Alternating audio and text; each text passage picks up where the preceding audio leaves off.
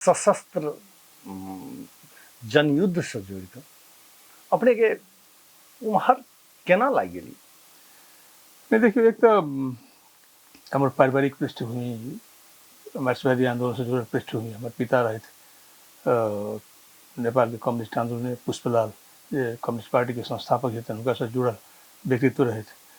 तो पारिवारिक माहौल से वो धियापुता से एक वही तरह के रहल एक वो पंचायत काल रहे वैसे बात सब कहीं नुकाइए के हो लोक सब भूमिगत लोक सब आयल हमरा ओहिठाम आयल करे तो एक प्रभाव तो बनते रहे। और वही के बाद की कहे कि एसएलसी पास कला के बाद तहिए से वो 31-32 साल से हम जुड़ गए ये आंदोलन से।